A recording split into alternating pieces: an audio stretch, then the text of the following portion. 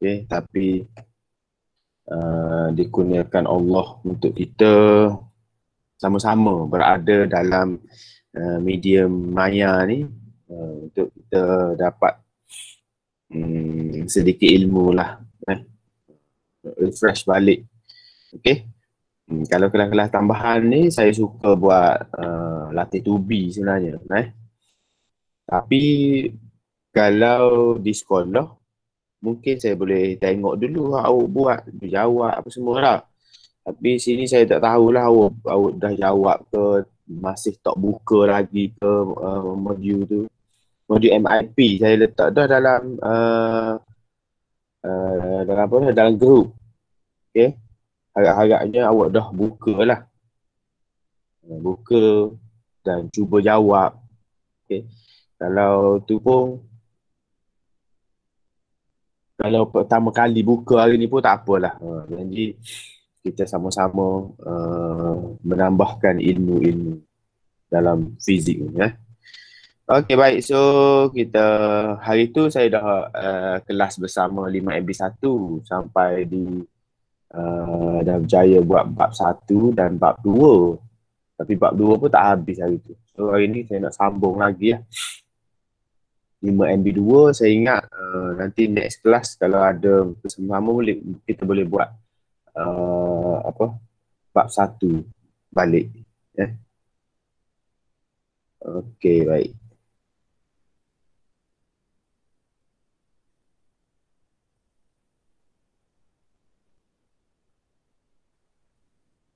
Ramai tidur pagi ni rasanya. Okey, kita sambung di bab 2 modul MIP nombor bab 2 nombor 7. Okey. Rajah 2.7A menunjukkan seorang budak lelaki menjatuhkan sebiji batu dari tempat tinggi pada ketinggian 120 meter dan bola itu mengalami jatuh bebas. Key point dia, keywords dia sini adalah jatuh bebas. Jatuh bebas ni. So apa maksud jatuh bebas tu? Maksudnya dia jatuh dengan pecutan graviti. Berapa pecutan graviti? 9.81. Okay, itu maklumat yang kita perlu ada selepas kita baca soalan. Tu dalam kepala kita.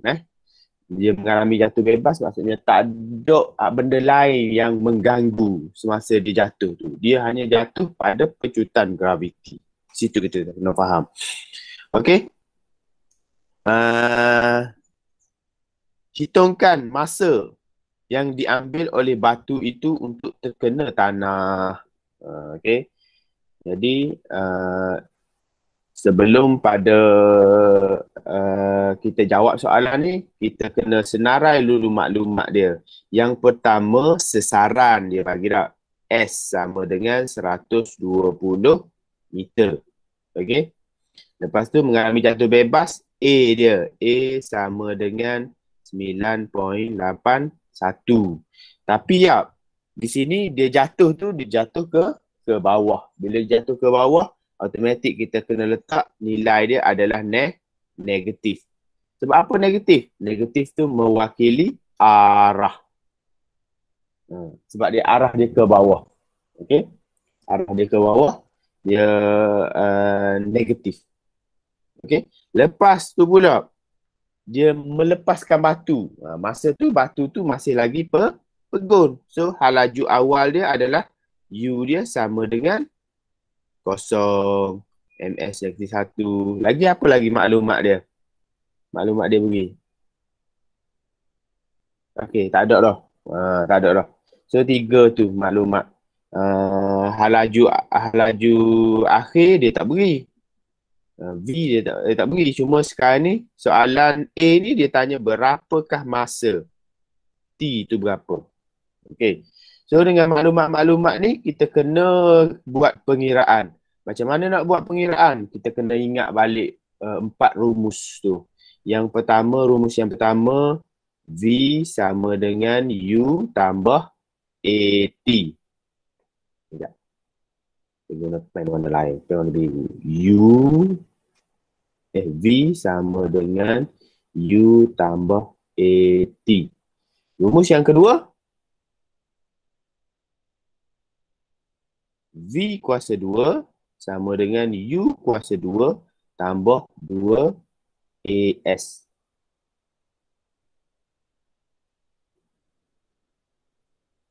Betul tak?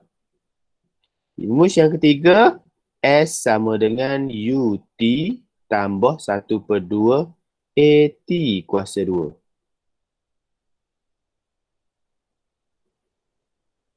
Boleh?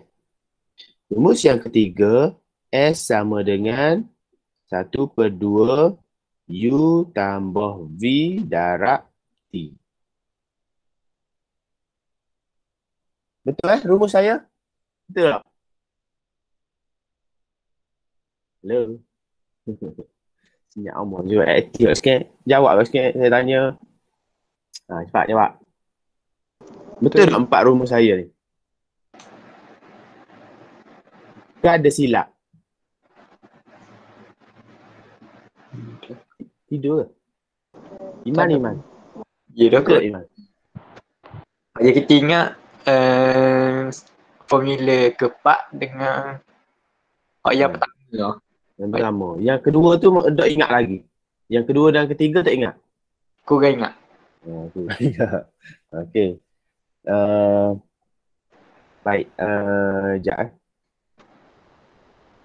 Sekejap Okey. Nanti lepas ni saya akan tunjuk senarai rumus yang ada dalam soalan periksa. Maksudnya selain daripada rumus tu awak kena ingat. Okey lepas ni. Okey, so jadi dengan maklumat-maklumat yang ada, S ada, A ada, U ada, dia nak cari T. So mana yang paling sesuai sekali? Nombor berapa? 3 kot. Sini nombor 1, nombor 2, nombor 3, nombor 4. So yang kalau A kita tak ada V. Kalau nombor 2 pula sama juga. Kita nak cari T tapi dalam rumus tu tak ada T. So kita kena guna rumus nombor 3. Right? Okey, jadi S sama dengan UT tambah 1/2 AT kuasa 2. So S di sini adalah lagi satu yang saya tinggal. S ni sebab dia jatuh ke bawah, sesaran dia adalah negatif sebenarnya. Kalau dia naik ke atas baru positif. Sebab kedudukan budak tu sini seolah-olah dia berada pada titik tengah paksi. Okey. Kalau objek naik ke atas positif, objek turun ke bawah negatif. Sesaran dia. Okey, macam graf kita buat kan. Ada bawah ada kosong negatif, atas pada kosong positif. Gitu. So sini kita kena letak negatif 120 sama dengan U sifar darab dengan T, kita nak cari apa-apa darab dengan sifar, jawapan dia sifar lah. Okay. Tambah 1/2 A tu negatif 9.81 darab dengan T kuasa 2. T yang kita nak cari. Betul tak? Okey. So kita pemudahkanlah dia rumus ni. Okey. Jadi negatif 120 sama dengan negatif juga sebab negatif 9.81 tu. Okey. 1/2 darab dengan 9.81. Okey. 9.81 bahagi 2. So 4.905. Negatif 4.905 darab dengan T kuasa 2. Okey, dah nampak dah sikit cara dia. Okey, jadi maka T kuasa 2 sama dengan negatif 120 per dengan negatif 4.905. Okey, negatif-negatif jadi positif lah. Okey, maka 120 bahagi dengan 4.095 akan dapat 24.465. 24.465. Okey. tu T kuasa 2. Dia nak T saja. Maka kita kena puncakan dia. Maka T sama dengan punca 24.465. Okey. Puncakan dia. Ya, maka kita akan dapat jawapan dia adalah 4.95. 4.95 saat. So, inilah jawapan dia. 4.95 saat. So, masa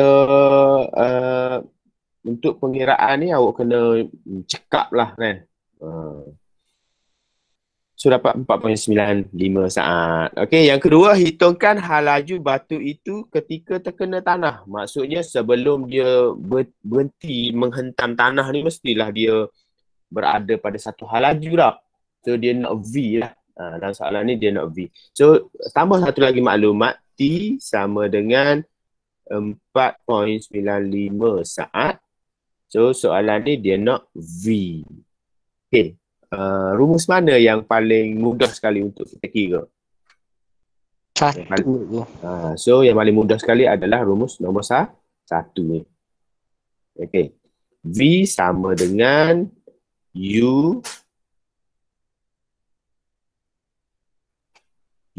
U tambah AT. So, U tu sifar tambah dengan A negatif 9.81 darab dengan T dia 4.95. Okey.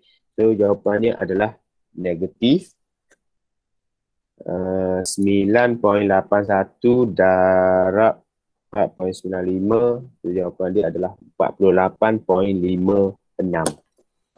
48.56 MS negatif 1. Sebab apa ada negatif?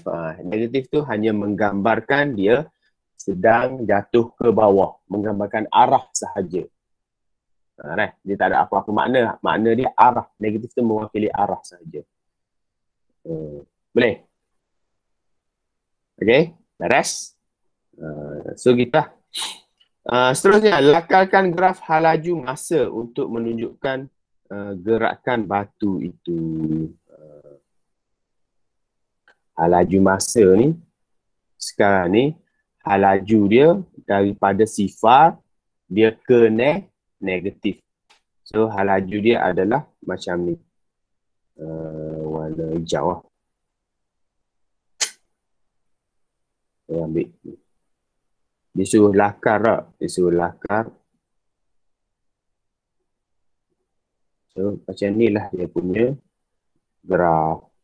Graf tu adalah graf negatif. Graf berkadar langsung. Berkadar langsung ke arah negatif. Right? Berkadar langsung ke arah negatif. Dia sebenarnya berkadar langsung, tapi negatif tu disebabkan oleh arah sahaja. So, bila dia suruh lakar, so kita tak payah tulis lah nilai-nilai dia. Dia nak tengok bentuk sahaja. Okey, D. Raja 2.8 menunjukkan seorang pemain dart melontarkan dart ke satu sasaran yang dilekatkan pada dinding. Okey, orang main dart. Okey. Nyatakan kaedah lontaran yang dilakukan oleh pemain tersebut supaya dart tersebut terkena pada sasaran dengan tepat. Macam mana kita nak lontarkan dart supaya tepat? Mesti ada kaedah tak? Sebab apa? Macam mana? Adakah kita kena lontaran dia tu sedikit ke atas. Ke atas. Lontaran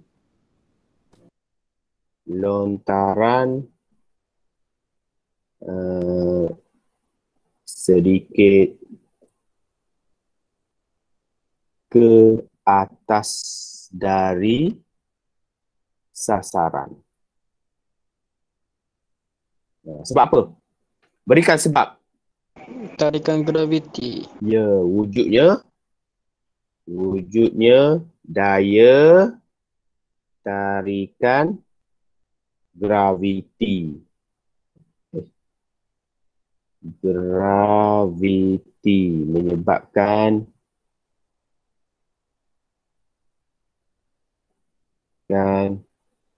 gerakan dak melengkung. Okey, begitu. Boleh. Soalan ni adalah soalan mereka cipta. Mereka maksudnya daripada suatu situasi awak boleh betulkan situasi tu. Mereka cipta ni ataupun kita boleh mengubah suai, dia ada ilmu tertinggi lah dalam pembelajaran. Okey. Okey, Rajah 2.8 menunjukkan kapal kargo X dan Y bergerak menuju pelabuhan. Kapal kargo X dan Y mematikan enjin masing-masing pada kedudukan P dan Q. Okey. Kapal kargo P, kalau kita tengok, lebih kecil daripada kapal kargo Q. Okey. Soalan yang pertama, apakah yang dimaksudkan dengan jisim? Jisim ni soalan mengingat apa maksud jisim. Awak belajar dah pada sains tingkatan 1, iaitu jisim bermaksud kuantiti jirim. Jisim adalah kuantiti jirim. Okey. Sebab apa daripada pelabuhan ni, kapal kargo ni dia kena matikan enjin lebih awal. Dalam kepala awak ada satu konsep, iaitu konsep Inersia. Inersia. Okey. Mana kapal kargo yang lebih besar ni, inersia yang lebih besar, jadi dia kena matikan awal enjin dia. So dia akan bergerak dengan inersia lah sampailah ke pelabuhan, berhenti sini. Sama dengan P juga, dia akan stop enjin dia dan dia bergerak dengan inersia sampailah ke tepi pelabuhan. Okey, bandingkan jisim kapal kargo X dengan kapal kargo Y. So soalan ni soalan perbandingan. So boleh guna simbol matematik, lebih besar, lebih kecil, sama, apa lagi? Lebih besar atau sama. Simbol-simbol matematik diterima. Kecuali simbol anak panah ni lah, anak panah ke atas. Ni tidak bermaksud apa-apa. So ni tak boleh terima. Anak panah ni tolong jangan guna. Walaupun banyak kali pesan, mesti ataupun akan ada yang guna anak panah. Macam dalam soalan TOV hari tu pun, ada yang menggunakan anak panah ni. Anak panah gini. Semakin bertambah, dia kata. Bertambah, ni tidak membawa apa-apa maksud. Dia bukan kategori simbol matematik. Okey. Perhatikan Rajah 2.8, bandingkan jisim kapal kargo. Dia tanya jisim. Kalau kita tengok gini pun, saiz dia pun kita boleh agak dah. Kapal kargo Y lebih daripada kapal kargo. Okey. Kalau soalan macam ni, awak boleh tulis X dengan Y saja ataupun X kurang daripada Y. Ni pun dah diterima dalam SPM. So awak dah dapat menjawab dah ni. Maksudnya dalam soalan tu dia tanya bandingkan jisim kapal kargo X dengan kapal kargo Y. So awak kata X kurang daripada Y. Betul. Tapi nak lagi comel, tulis penuh jisim. Ni untuk pelajar yang rajin lah. Ataupun semua orang rajin di sekolah kita ni, dia akan jawab dengan penuh, dengan tertib. Sekolah agama ni kena tertib lah sikit. Okay? Jisim kapal kargo X kurang dari jisim kapal kargo Y. Macam tu. Boleh? Ni kaedah panjang. Tapi Tapi untuk bahagian B, awak wajib kena ada parameter. Parameter tu apa? Ni, jisim. Kalau bahagian A tak apalah, awak boleh jawab X lebih kecil daripada Y. Kalau bahagian B, wajib awak kena tulis jisim. Sebab bahagian B tu awak jawab pada kertas kertas kajang tak. Jadi soalan kita ceraikan, kita tak ada soalan, so jawapan saja pada kertas kajang tu. Jadi kalau awak tulis X lebih pada Y, apa benda? Soalan pemeriksa apa benda X lebih kecil daripada Y. Jadi untuk bahagian B kena tulis juga parameter dia, iaitu jisim X kurang daripada Y. Kalau gini diterima. So kena ada dia punya parameter tu lah, jisim ke jarak ke tak. Okay. So yang kedua, bandingkan jarak P dan Pernah tak kalau dalam periksa SPM simbol tak diterima? Tak pernah. Simbol matematik dengan fizik ni dia adalah adik-beradik. Matematik dengan fizik adalah adik-beradik. Jadi kalau dia tak terima simbol matematik, maksudnya bukan fizik lah. Kimia dengan bio saya tak tahu. Tapi kalau fizik, semua simbol matematik diterima. Simbol sama, lebih besar, lebih kecil, row ataupun sum, apa ni, dia punya ni. Tu kalau belajar statistik tu. Semua diterima. Okey, bandingkan jarak P dengan Q. Okey, kalau kita tengok jarak P dengan Q, P ni dekat, Q jauh.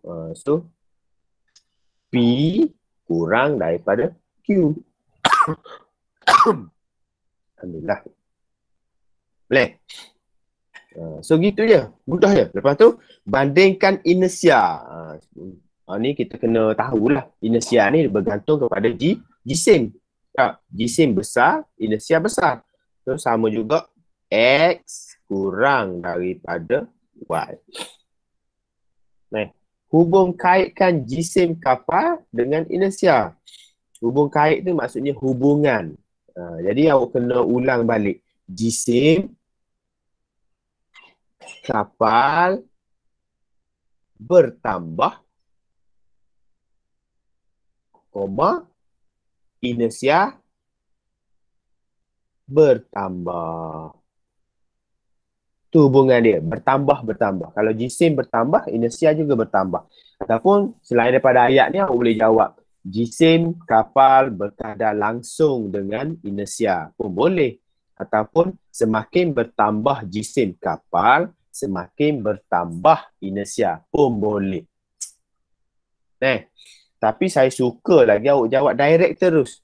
Macam ni ayat saya ni, jisim kapal bertambah, inersia bertambah. So pemeriksa tu mudah tengok, oh bertambah. Okey, betul. Ataupun berkurang. Betul. Ataupun kalau dia baca, kalau berkadar songsang contohnya, bertambah berkurang. Okey, betul. Mudah untuk pemeriksa dan mudah untuk awak perhatikan. Kalau jisim bertambah, inersia juga bertambah. Okey, bandingkan inersia dengan jarak apabila enjin dimatikan. Okey, kalau inersia bertambah,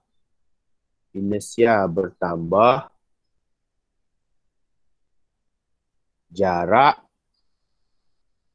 enjin dimatikan juga bertambah. Maksudnya inersia besar, kita kena berhenti dia lagi jauh daripada ni. Kalau tak, dia akan melanggar pelabuhan dan menyebabkan berlakunya kerosakan lah. Okey. Okey, itu adalah teknik menjawab untuk soalan bagi analisis lah. Okey. Hari Sabtu ni ataupun esok saya akan ulang balik. Saya nak buat satu teknik menjawab dengan soalan lain lah. Nanti saya dulu. Okey, Rajah 3 menunjukkan sebuah model kereta yang menghentam dinding dalam bilik ujian. Kereta tu, sebelum awak beli kereta, sebelum dia luluskan kereta tu, dia akan buat satu ujian lah. Ujian Macam ni lah, dia ambil kereta, dia akan menghentam dinding dan nak tahu setakat mana kereta tu boleh menyelamatkan pemandu. Okay. Laju awal dia 100. So tulis siap-siap U sama dengan 100 km J lagi 1. Ia berhenti dalam masa 1 saat. Okay. T pelanggaran. T pelanggaran. Pelanggaran sama dengan 1 saat. Ni kita lebih kepada daya impuls. Daya impuls. T sini bukan daripada dia gerak daripada A ke B. Dia T tu dikira daripada mula-mula bumper depan ni menyentuh dinding sehinggalah dia berhenti. Tak, macam kita jatuh atas sponge, mula-mula kita sentuh sponge sehinggalah objek tu berhenti. Dia jatuh slow. Masa tu dia drag banyak lah. Sebab tu kalau kita jatuh atas benda yang lembut, kita selamat. Sebab apa? Masa pelanggaran. So sini 1 saat saja. Sehinggalah kereta tu berhenti. Maksudnya V dia sama dengan sifar. Daripada mula-mula dia melanggar tu 1 saat, dalam masa 1 saat daripada 100 terus jadi sifar. Okey. Jisim kereta adalah 500 kg. M dia sama dengan 500 kg. Okey, apakah maksud daya impuls? Daya impuls ni adalah kadar, kalau kita tengok rumus F sama dengan mv tolak mu bahagi dengan T. mv dengan mu ni adalah momentum dan T itu adalah masa. So, kalau per dengan masa, kita boleh katakan dia adalah kadar. Okay, kadar. MV momentum. So perubahan momentum. So soalan ni jawapan dia adalah kadar perubahan momentum. Okey. Okey, jawapan dia kadar perubahan momentum. Tu jawapan pendek. Kalau jawapan panjang, awak boleh beri rumus ni. Tapi tak bolehlah bagi rumus ni direct. Awak kena buat satu persatu. Jisim darab hal laju akhir tolak dengan jisim darab hal laju awal bahagi dengan masa. Pun boleh juga. Betul juga gini. Tapi cuma panjang kalau kita nak tulis satu persatu lah. Kalau kita boleh kadar perubahan momentum, simple. Siap lah. Okey, hitungkan daya impuls yang bertindak pada kereta itu. Daya impuls. So, inilah rumus dia. F sama dengan mv tolak mu per dengan T. Sebelum pada tu, awak kena tukar dulu. Kilometer per jam ni tukar kepada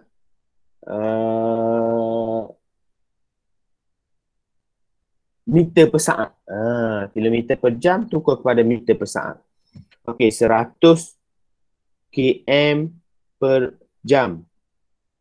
Kalau ada kalkulator, dalam Excel mudah je. Awak ada kalkulator, dekat belakang kalkulator, dekat kulit dia tu ada dah conversion dia. Daripada kilometer per jam tukar kepada meter per saat. Tapi katakanlah kalkulator awak tu dah tak ada kulit lah. Tak ada penutup dia. Tinggal ni je. Jadi awak kena buat secara manual lah. Macam mana nak buat secara manual? Tulis balik 1 kilometer per jam. Okey, kita nak tukar kilometer nak jadi saat. Okey, kena darab.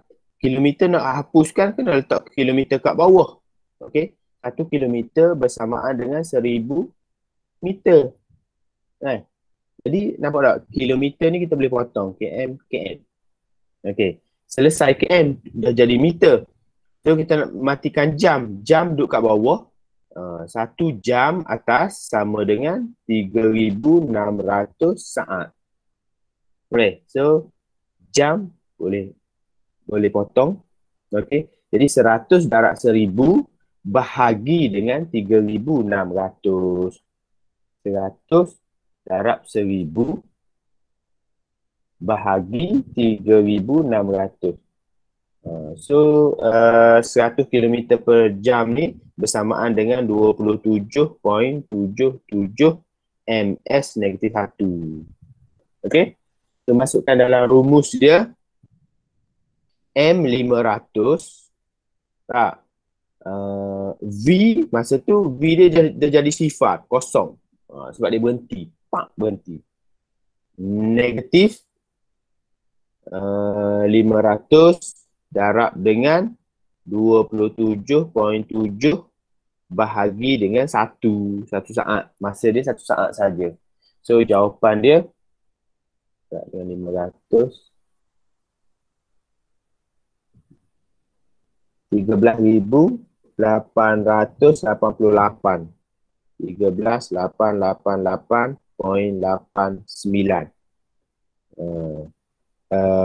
Newton. Okay, Newton. Sebab daya dalam unit Newton. Okay. Dia ada negatif. Negatif tu menunjukkan impak dia adalah impak yang negatif. Menunjukkan benda tu berlaku pelanggaran yang negatif lah, menyebabkan kerosakan negatif. Okay. Ada juga momentum positif. Contohnya kita menghentam bola tenis. Kita menghentam bola tenis. Betul. Tu halan dia jadi lebih besar. Okay. Next adalah apakah yang berlaku kepada daya impuls jika dinding digantikan dengan satu kepingan lembut. Contohnya dinding tu daripada dinding konkrit dia gantikan dengan dinding yang lembut, dinding kayu. Apa akan jadi pada nilai daya impuls? Apa akan jadi? Semakin bertambah ke berkurang? Sebab kurang. Dia akan jadi berkurang. Okey, daya impuls berkurang. Okey, berikan alasan. Berikan alasan, tak ada alasan lain dah sebab masa pelanggaran dia bertambah. Lembut kan? Dia jadi dia direct masa daripada 1 saat mungkin jadi 2 saat. Tak? Sebab dia adalah masa pelanggaran bertambah. Gitu. Okey, boleh? Simple saja. Berikan satu ciri keselamatan dalam kenderaan untuk melindungi pemandu daripada daya impuls yang sangat besar semasa kemalangan. Okey, satu ciri keselamatan. Yang pertama, kita ada seat belt lah, ataupun tali pinggang keledar. Okey, maksudnya kalau kita accident, tali keledar tu akan ataupun memanjangkan masa pelanggaran. Baru berhenti. Ataupun kereta yang canggih-canggih sekarang ni, semuanya dah ada airbag ataupun beg udara pada steering. Kalau berlaku apa-apa, beg udara tu pun keluar. Muka kita pun menghentam beg udara tu, mula-mula menyentuh, dia akan drag masa. So, lebih selamat lah. Tapi bahaya juga pada orang yang pakai spek. Pakai spek kan dia ada ni kan, bila accident, kena pada beg udara tu, spek tu boleh pecah. Kadang-kadang tu ada setengah tu, spek tu tertikam pada dia punya muka. Tu kena berhati. Yang pentingnya kita pakai tali pinggang keledar tu. Beg udara tu mungkin boleh menyelamatkan penumpang semua tau. Sekarang ni kalau kereta baru, macam kereta yang mahal-mahal lah, contohnya kereta Estima ke tau. Beg udara dia bukan pada steering saja, di tepi pun ada beg udara. So kalau manusia accident orang, contohnya orang, beg udara tu keluar daripada kiri dan kanan. Kiri, kanan, depan. Maksudnya awak akan melekat. So melekat, so menyebabkan awak lebih selamat lah. Kalau dulu, awal-awal dulu, beg udara pada steering saja. Lepas tu sekarang ni dia letak dekat tali pinggang keledar tepi tu pun ada beg udara. So, lebih selamat lah. Okay. Tahu kat gigi awak kerja yang besar-besar, belilah kereta yang mahal-mahal sikit. Tak. Kereta mahal tu ciri keselamatan dia pun lebih selamat. Walaupun awak beli Honda Jazz. Honda Jazz ni nampak macam kecil. Tapi harga dia mahal, dia banyak ciri-ciri keselamatan. Walaupun dia macam kereta Viva je lah. Kereta Viva tu murah. Tapi ciri keselamatan dia kurang sikit. Kalau berlakunya accident, banyak-banyak kecederaan akan berlaku. Okey. Kehadiran tak penuh juga ini. 35 ada. 35 tolak 3, 32 orang sahaja yang hadir. Orang lain masih lagi tibuan mimpi kot tak. Okey, Rajah 2.10 menunjukkan sebuah roket bergerak tegak. Ni dia roket ni. Kalau roket, dia adalah mematuhi prinsip keabadian momentum. Maksudnya momentum roket ke atas sama dengan momentum udara yang terbakar ke bawah. Okey. Pecutan roket semakin bertambah apabila ia bergerak semakin tinggi. Okey. Disebabkan oleh daya tarikan graviti itu semakin berkurang. Kalau dia naik tinggi, semakin tinggi, makin berkurang. Jadi pecutan dia bertambah lah. Okey. Apakah yang dimaksudkan dengan pecutan? Pecutan kalau ikut rumus A sama dengan V tolak U bahagi T. Okey.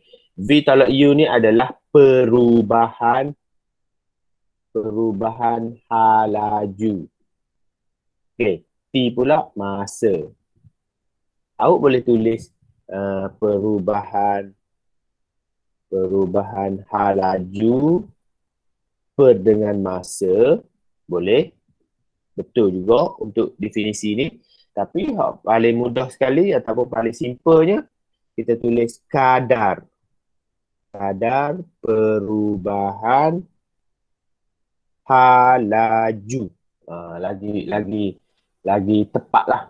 Okay. Kalau kita tulis rumus gini pun betul. Kita tulis hak ni pun betul. Ataupun tulis rumus ni tulis satu-satu pun betul juga. Ni halaju akhir tolak halaju awal bahagi dengan masa pun boleh juga, pun diterima juga. Okey. Terangkan mengapa pecutan roket semakin bertambah apabila ia bergerak semakin tinggi. So ini adalah kalau soalan 4 markah gini ni, dia adalah soalan apa kita panggil? Soalan apa kita panggil? Hebat ego. Soalan pemahaman. Kita faham kita buat. Boleh? Okey, so apa yang pertama? 4 markah tu masuk 4 poin. 1 markah pertama.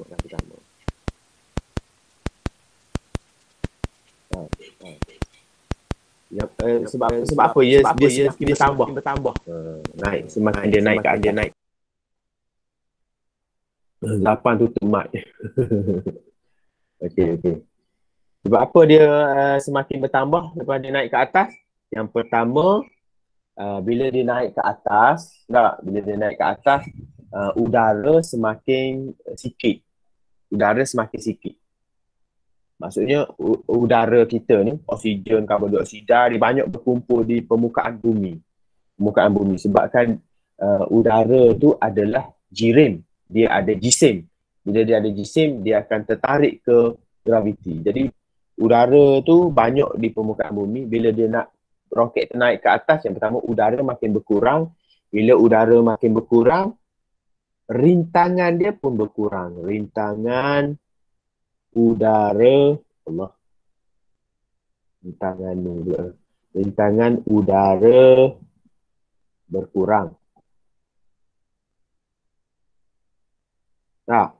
Rintangan udara berkurang. Lepas tu bila rintangan berkurang, apa akan jadi? Poin yang kedua. Poin yang kedua. Bila rintangan berkurang, maka daya yang terhasil lebih besar ataupun daya paduan tinggi. Yang ketiga, sebabkan roket ni, dalam dia tu ada gas lah, gas hidrogen yang tengah terbakar. Hidrogen tu adalah girim ada udara. Bila diterbakar dan keluar, semakin lama jisim roket tu semakin berkurang sebab dia terbakar sikit. So jisim berkurang disebabkan oleh berlakunya pembakaran. Okey. Dan bila jisim berkurang, ikut rumus F sama dengan MA ataupun F per M sama dengan A. Okey, apa hubungan jisim dengan pecutan? Apa hubungan dia? Kalau F per M sama dengan A, apa hubungan M dengan A? Songsang. Ya, berkadar songsang. Kalau jisim berkurang, pecutan bertambah. Jadi kalau ada rumus gini, awak tulis je yang ikut rumus F per M sama dengan A. Okey. Bila jisim berkurang, pecutan bertambah. Pecutan bertambah.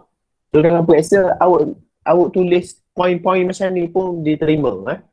Tak perlu awak tulis dalam bentuk esei, karangan, tak payah. Tulis poin saja. Kalau 4 markah, 4 poin. Okey. Kalau nak tulis lebih pun lagi bagus. Macam soalan tahun lepas, dia nak 4 markah saja. Dia boleh pergi sehingga 7 markah. Markah yang pertama, markah kedua, markah ketiga, markah keempat. So kalau awak dapat 4 markah daripada mana-mana 7 tu cukup lah. Macam soalan tahun lepas dia tanya pasal scan baby dalam perut. Scan dalam perut. Dia guna ultrasonic kan, ultrasound. Macam mana dia berfungsi? Yang pertama, dia pancarkan ultrasonic. Yang kedua, bila terkena baby, dia akan reflect. Okay? Dia akan bounce back. Reflection, berlakunya pantulan. Yang ketiga, markah yang ketiga, penerima akan menerima semula. Markah yang keempat, komputer akan mengeluarkan image. Dan ada markah tambahan lagi. Markah tambahan lagi sebab apa ultrasonic ni selamat? Sebab dia tidak menembusi. Dia tidak menembusi fetus. Okey. Lepas tu dia tidak merosakkan fetus. Ada 6 markah. So awak boleh kutip daripada 6 tu kita ambil 4 untuk markah penuh. So sini pun mungkin lagi ada dalam skema ada perbincangan dengan pemeriksa. Dia akan tambah lagi skema ni walaupun 4 markah mungkin sehingga 6 markah. So tak rugi awak tulis satu persatu. Kalau awak ada, awak faham, tulis saja. Okey. Rajah 2.11 menunjukkan struktur enjin jet. Enjin jet itu menghasilkan daya tujah ke depan untuk suatu pesawat udara menggunakan hukum Newton bagi gerakan prinsip dalam A. Okey. Dalam sebutan hukum Newton bagi gerakan prinsip fizik di A, terangkan mengapa enjin jet menghasilkan daya tujah ke depan. So dalam enjin jet tu ada bahan bakar kerosin. Okay? Bahan bakar dia kerosin. Itu enjin jet dia bukan enjin roket. Kalau roket dia nak pergi ke angkasa lepas, dia guna bahan bakar dia adalah hidrogen. Hidrogen ni dia tak perlu udara untuk terbakar. Kalau enjin jet dia berada dalam atmosfera bumi, jadi dia perlukan udara untuk terbakar, iaitu dia guna kerosin ataupun minyak gas. So awak kena buat penerangan tu lah. Kalau tengok kompresor tu menunjukkan udara masuk udara masuk dalam combustion chamber ni ataupun kebuk pembakaran, okey. Bila dia campur dengan udara, campur pula dengan minyak, so dia akan terbakar, dan terbakar tu menghasilkan gas exhaust. Gas exhaust tu keluar melalui turbin ni, keluar dengan halaju yang sangat tinggi, menyebabkan dia bergerak dengan halaju yang tinggi. Okey, jadi 4 markah, 4 poin. Poin yang pertama awak kena ada adalah udara dulu.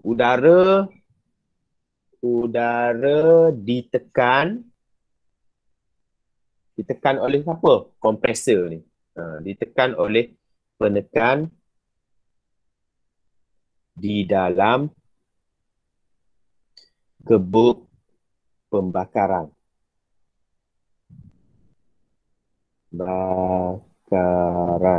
Okey.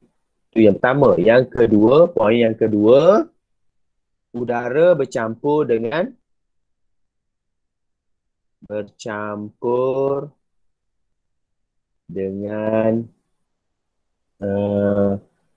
apa tu dia panggil bahan bakar.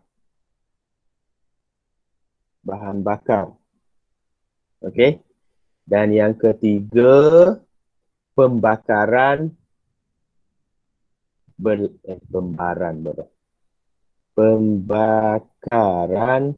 berlaku dalam kebuk,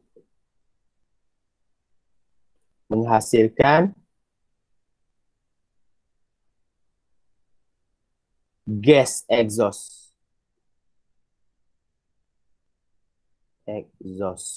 Menghasilkan gas exhaust. Okey. Lepas tu, dan markah yang keempat,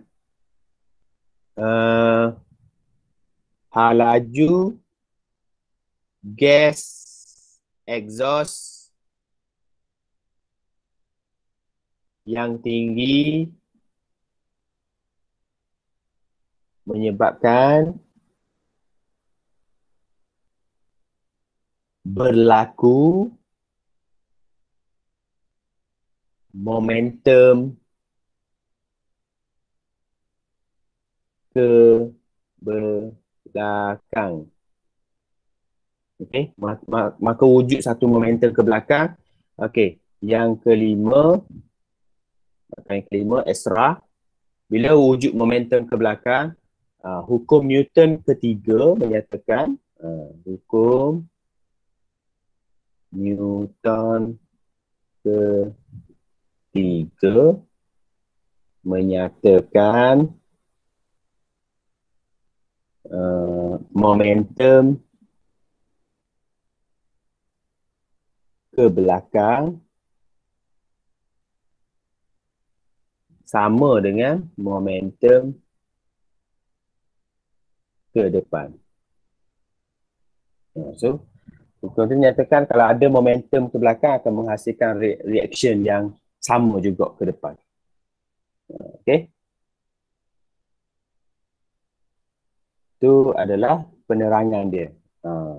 Mungkin daripada ayat-ayat awak tu, awak boleh buat ayat macam lain. Tapi boleh dia akan diterima mana-mana sahaja. Okey. Next, soalan 2.12. Okey, Rajah 2.12 menyatakan Azizul Hasni Awang menunggang basikalnya pada kelajuan yang tinggi. Okey. Awak biasa tengok tak penunggang basikal dulu pada zaman speed 90-an, soalan ni tidak dibenarkan keluar peperiksaan. Sebab apa? Sebab masa tu basikal ni orang bandar saja yang pernah tengok. Sebab apa? Sebab ada velodrome. Di kampung-kampung tak ada TV lagi masa tu. Jadi dia tak pernah tengok soalan ni. Jadi soalan SPM bukan saja dia tengok kedudukan awak ni di mana.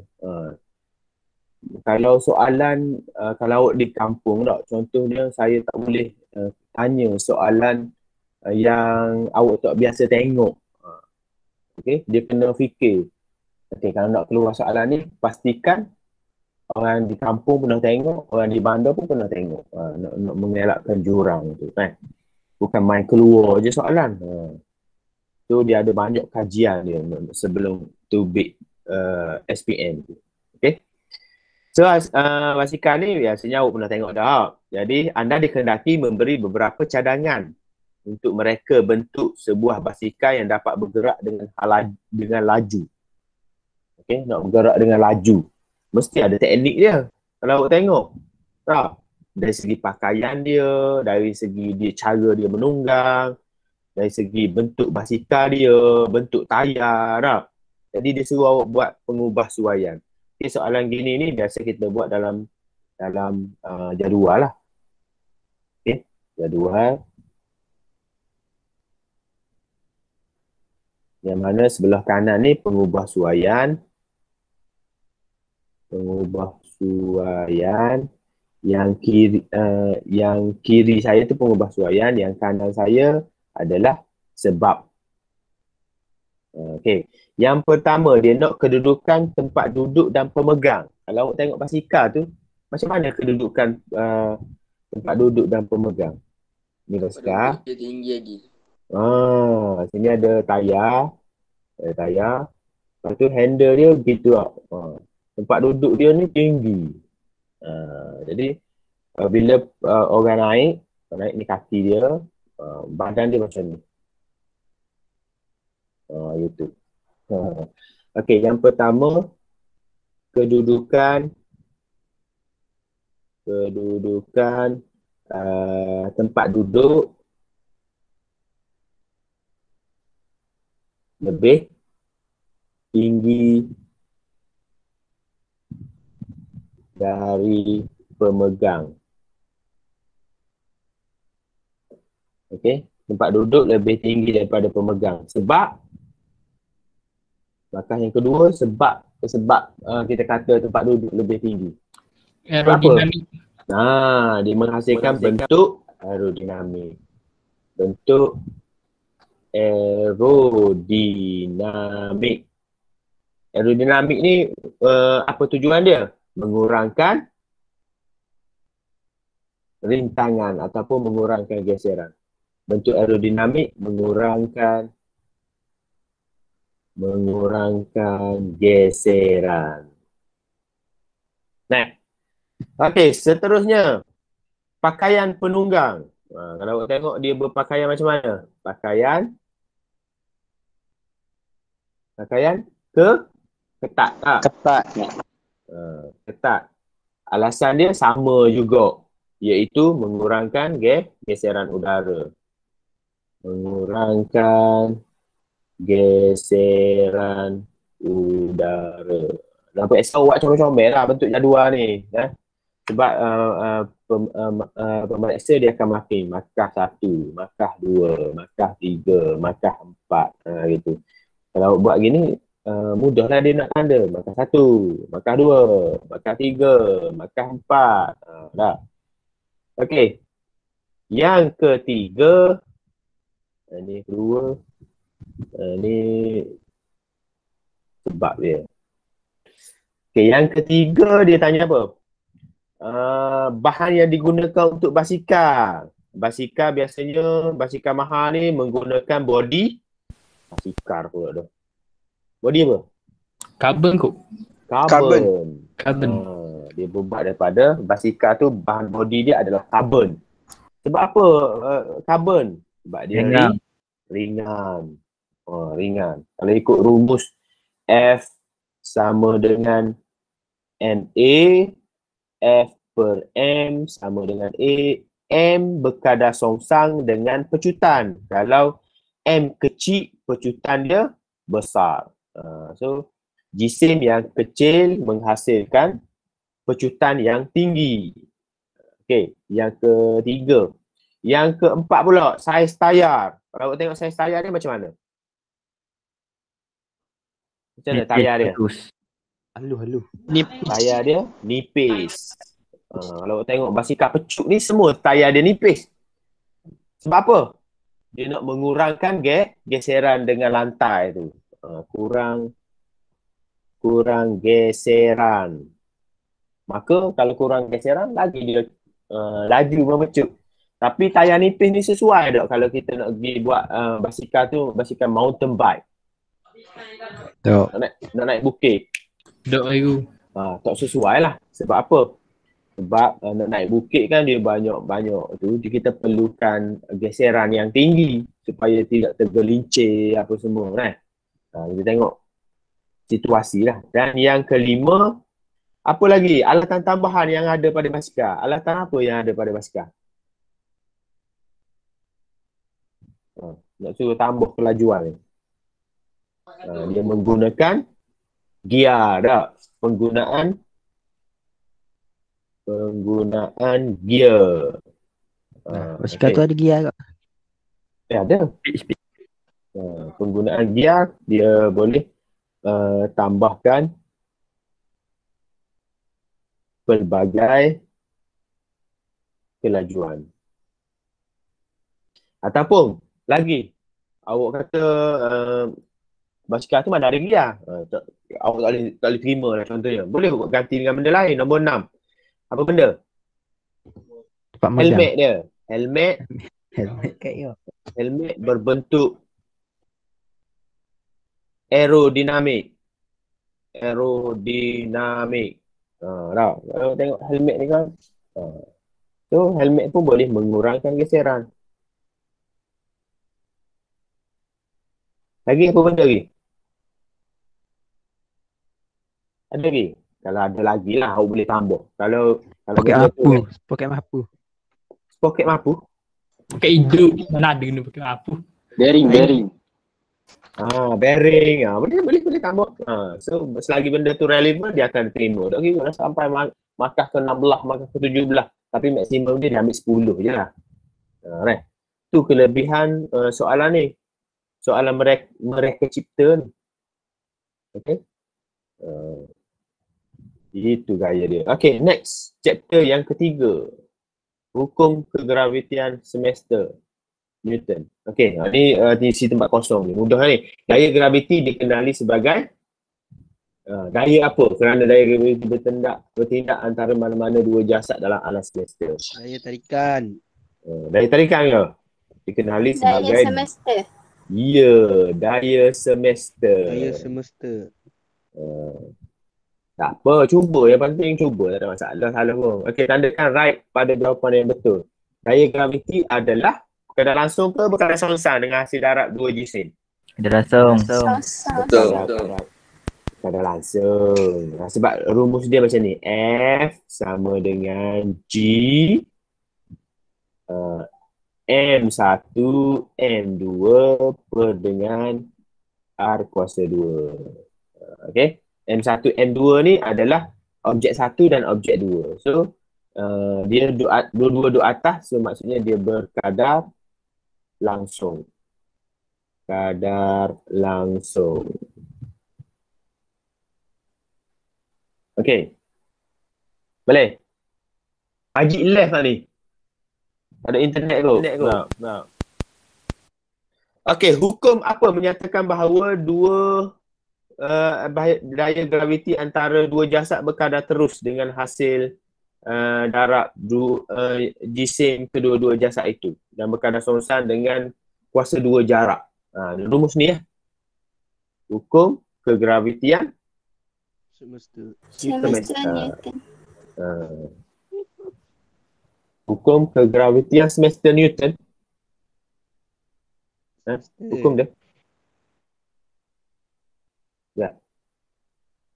Hukum hukum kegravitian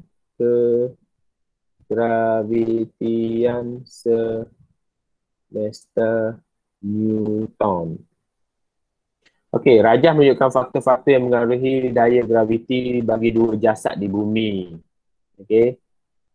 Kalau kita tengok ni antara F1 dengan F2 ni, jarak dia sama lah, jarak sama. Cumanya jisim dia, yang ni kecil, A ni kecil, B ni lebih besar. Okey. Kalau kita tengok daya yang terhasil F2 lebih besar. Maksudnya objek yang besar dengan besar ni daya tarikan graviti dia lebih tinggi lah berbanding dengan dua objek yang kecil. Berdasarkan rajah 4A dan 4B, bandingkan jarak antara dua jasad. 4B lebih daripada 4B sama dengan 4A. Jarak dia sama. 4A dengan 4B ni sama lah. Okey. Bandingkan jisim jasad-jasad tersebut. Jisim hak mana lebih? Kalau kita tengok 4B lebih daripada 4A. 4B lebih daripada 4A. Okey. Bandingkan daya graviti F1 dan F2. Kalau kita tengok tebalnya, F2 ni lebih daripada F1. Jadi F2 lebih daripada F1. Nyatakan hubungan antara kuantiti-kuantiti fizik berdasarkan jawapan anda di A1 dan A3. Ya betul. A2 dan A3. Okey. Jadi jisim bertambah. A2 tu disebut pasal jisim. A3 disebut pasal daya graviti. Jisim bertambah, daya graviti juga bertambah. Baik. Okey. Daya bertindak ke atas suatu jasad melakukan gerakan membulat ialah ni daya memusat. Daya memusat. Daya memusat F sama dengan mv kuasa 2 per dengan R. Dia daya memusat. Sebuah satelit kaji cuaca sedang mengorbit bumi pada ketinggian 560 km. Berapakah nilai pecutan graviti di kedudukan satelit itu? Okey, daya graviti dia F sama dengan G M bumi M apa tu? M satelit per dengan R kuasa 2 ataupun jarak dia kuasa 2. Okey, jadi berat F sama dengan mg. M satelit lah. M satelit. Okey, jadi kalau kita buat persamaan sini M satelit potong dengan M satelit, maka G sama dengan G jisim bumi darab dengan jarak daripada bumi kuasa 2. Jarak daripada pusat bumi kuasa 2 kan? So, masukkan dalam rumus. G tu berapa? G 6.67 darab 10 kuasa negatif 11. 6.67 darab 10 kuasa negatif 11. M bumi adalah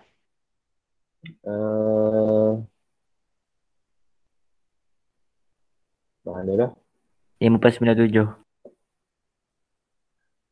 Jisim bumi 5.97 darab 10 kuasa 24. 5.97 darab 10 kuasa 24. Bahagi dengan jarak daripada bumi. Sini bumi ada jari tak? Lepas tu dari sini ke sini pula. Sini ni 560 km. Jari bumi pula 6.37 darab 10 kuasa 6. Okey. Jadi sini ni kita kena buat tambahan.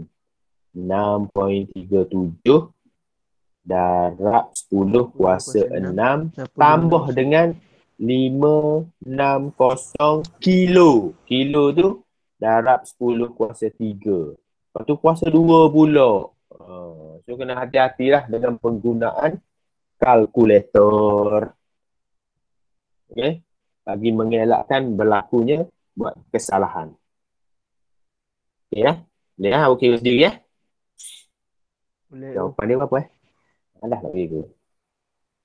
Saya kira 6.67 eksponen negatif 11 darab dengan 5.97 eksponen 24 tu bagi dengan 6.37 eksponen 6 tambah dengan 560 eksponen 3 kuasa 2 pula.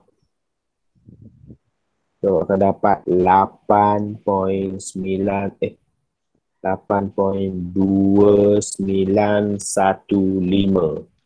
MS negatif 2. Percutan Percutan MS negatif 2. Okay, boleh lah? Boleh go. 35 orang hadir. Maksudnya 4 orang tak hadir. Tapi tak hadir tu mungkin internet dia tak stabil dia. Ada hot terless saya tengok ni. Yalah ke? Sekejap nak tengok. Mana kita tengok ni. Semua masuk guna Google, guna akaun ni. Bijak. Okay, baras. Sikit lagi ya. Walaupun mungkin awak rasa boring lah, lama-lama lah. Okey, nyatakan 3 ciri-ciri bagi satelit geopegon ni. Okey, ni direct awak boleh ambil daripada buku teks ni. Buku teks, muka surat. Allah, buku teks awak tak ada dah. Kita tampak. Tapi ada buku teks digital, tak ada masalah sekarang ni. Okey. Satelit geopegon sini awak tengok. Geopegon. Satelit bukan geopegon. Sini ni bukan geopegon. Bukan.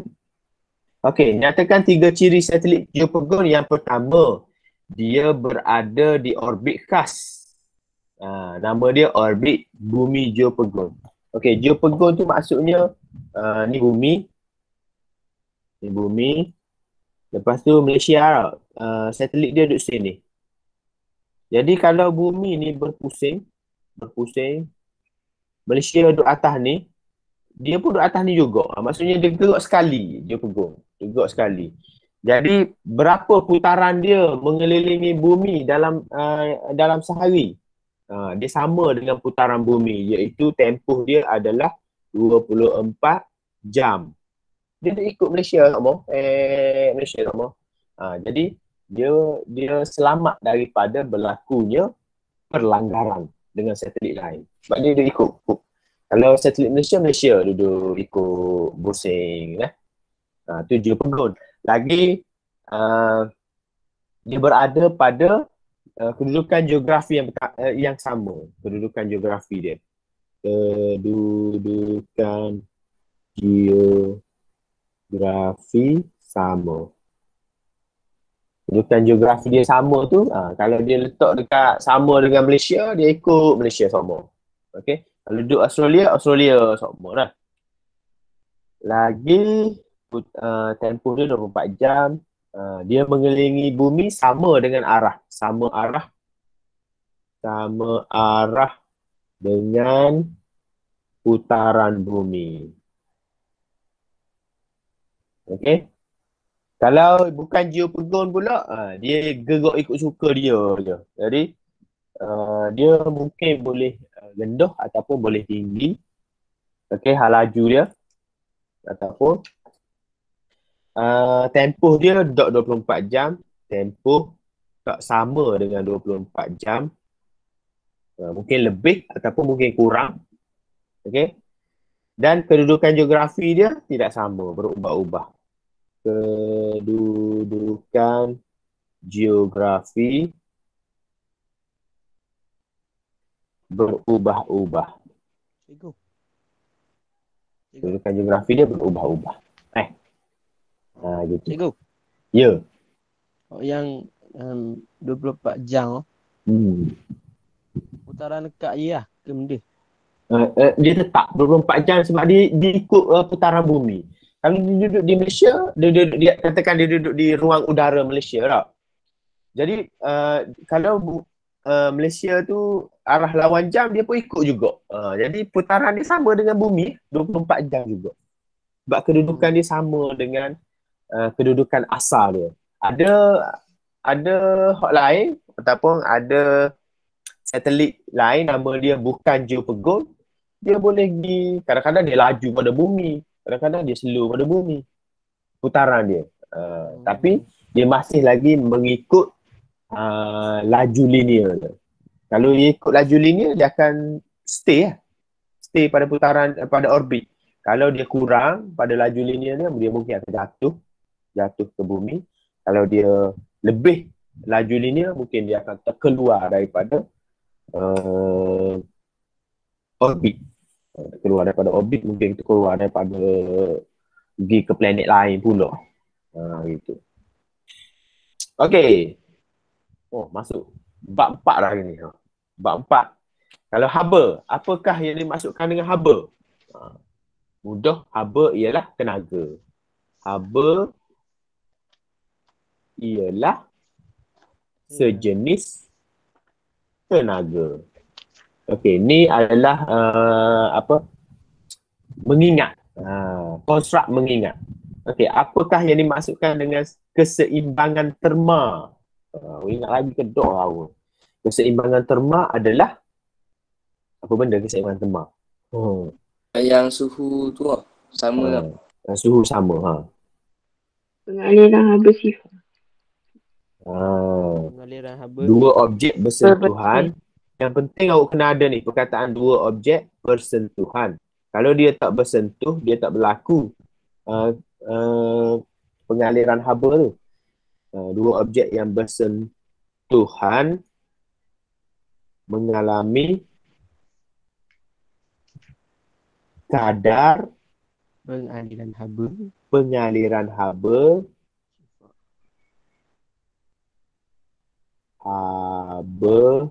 bersih sifar. Sepatutnya kalau Kalau duk tulis bersih. Pengaliran haba saja awak tulis. Kalau awak nak tulis kadar pengaliran haba adalah sama. Kalau ada perkataan bersih, kena sifar. Gitu. Jadi gini, dua objek yang bersentuhan ni, kalau dia mengalami keseimbangan terma, haba G daripada objek A ke objek B sama dengan haba yang balik daripada objek B ke objek A. Tu kadar pengaliran haba bersih sama dengan sifar. Maksudnya G dengan balik sama. Jadi kalau kita tolak, kalau sama, menghasilkan sifar. Kalau tak sebut sifar, kalau awak tulis dua objek bersentuhan mengalami kadar pengaliran haba adalah sama. Itu beza dia. Kalau bersih, kena sifar. Boleh? Boleh. Apakah maksud suhu? Suhu adalah darjah kepanasan. Okey. Apakah maksud muatan haba? Muatan haba ni adalah kuantiti Haba yang diperlukan bahan. Haba yang diperlukan oleh suatu bahan untuk naikkan 1 darjah Celsius suhu. Haba yang diperlukan oleh suatu bahan untuk naikkan 1 darjah Celsius suhu. Itu muatan haba. Kalau soalan tu dia ubah, muatan haba tentu dia tulis. Macam mana jawapan dia? Kuantiti haba yang diperlukan oleh 1 kg bahan. Awak kena sebut 1 kg bahan. Kalau ada perkataan tentu tu lah. Muatan haba tak payah tulis. Yang diperlukan oleh suatu bahan saja untuk naikkan 1 darjah Celsius suhu. Ni soalan ni. Kalau ada tentu tu kena tambah 1 kg bahan. Okey.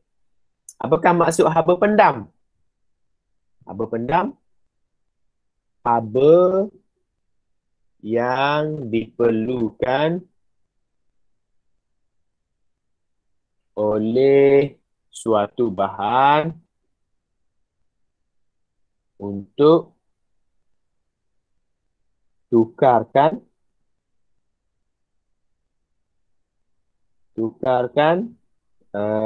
bentuk tanpa perubahan suhu. Gitu.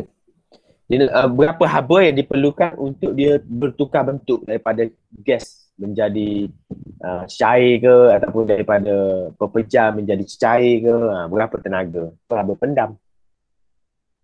Kalau haba pendam tentu pula, awak kena sebut haba yang diperlukan oleh 1 kg bahan untuk tukarkan bentuk tanpa perubahan suhu. Okey, kalau ditambah pelakuran pula, pelakuran menukarkan bentuk daripada, kalau lakur ni dia cair, maksudnya daripada pepejal menjadi cecair tanpa perubahan suhu. Kalau penguapan, daripada cecair menjadi uap. Gitu. So tulis balik lah. Saya nak tulis malah. Okay, baik. Next sikit lagi lah. Okay, Rajah 4.10 menunjukkan seorang lelaki duduk berdekatan dengan unggun api dalam sebuah iglu. Iglu ni biasanya berada di kawasan yang sejuk. Tandakan right yang betul apabila keseimbangan terma dicapai. Dia duduk dalam iglu, lepas tu dia buat unggun api supaya dalam tu panas untuk dia berasa kehangatan dia, tak berapa sejuk tak.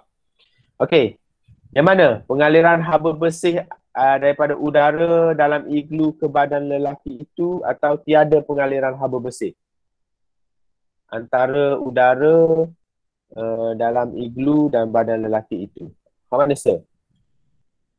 Bila keseimbangan Pengaliran haba bersih pengaliran haba bersih daripada udara dalam iglu ke badan lelaki.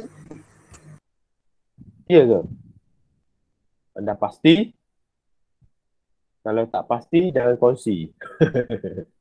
Okey, tak? Kat mana? Jawapan dia adalah tiada pengaliran haba bersih. Tiada pengaliran haba bersih tu, haba bersih sifar lah. Kan keseimbangan terma kan, pengaliran haba bersih dia sifar, ataupun perkataan lain tiada pengaliran haba bersih. Boleh? Kalau tak ada perkataan bersih ni, pengaliran haba di antara udara dalam iglu dan badan lelaki itu adalah sama. Nah, kalau ada bersih tu dia jadi tiada. Okey, lagi menunjukkan botol berisi susu yang sejuk direndamkan dalam ais suam sebelum diberikan kepada seorang bayi. Okey, biasanya kalau awak ada adik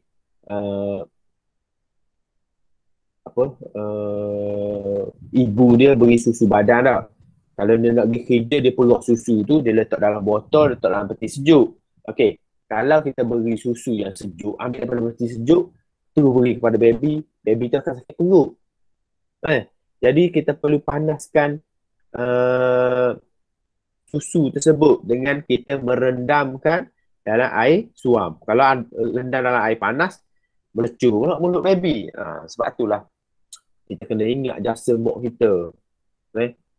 Bukan senang nak jaga, nak kena panas susu lah. Kalau dia ada, tak apa. Terus menyusu tu lah. Tapi kalau dia tak ada, orang lain tukar jaga tu, besar pengorbanan dia. Kena peluah susu lagi, kena simpan dalam peti. Lepas tu kena tulis tarikh. Susu tu kena tulis tarikh. Kalau tak tulis tarikh, mungkin susu tu akan basi. So, besar pengorbanan ibu tu nak boleh kawat jadi besar setara ni. Kalau hak minum susu lembu tu tak apa. Dia jadi sebut buh dalam air suam tu jadi susu. Kalau kita tengok beza antara orang yang minum susu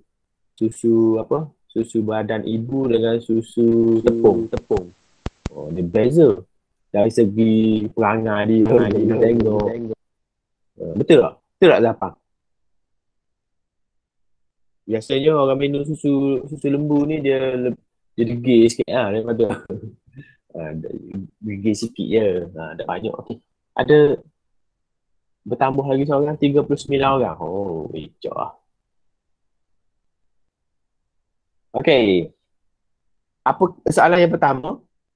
lukiskan aliran haba antara air suam dengan susu sejuk tu. Jadi haba mengalir daripada air suam ke susu sejuk. Nah, dan ada juga bila berlaku keseimbangan terma, haba daripada susu sejuk juga mengalir ke air suam. So dia pergi dan balik, pergi balik. Bila berlakunya